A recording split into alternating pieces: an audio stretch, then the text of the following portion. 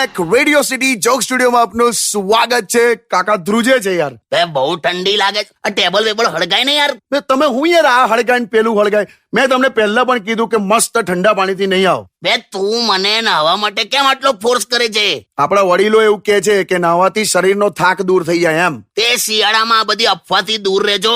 હું લા કાકા અફવા છે અફવા. આમ તો મને ખબર છે કે નાહવાથી કોઈ આમ કે મળતું નહીં શિયાળામાં, પણ શું કામ રિસ્ક લેવાનું લા? થોડી રાહ જોઈને સીધું હોળી વખતે નહીશું યાર. લા તમે તો કેવા માણસ છો, એટલે તમે નહાતા જ નથી. એવું નહીં, નવું છું, પણ મેં છે ને તારી કાકીને કહી જ દીધું છે કે નાહવા જવું ને 5 મિનિટથી વધારે જો મને લાગે ને હું બહાર ના આવું ને તો સીધો દરવાજો તોડી જ નાખજે.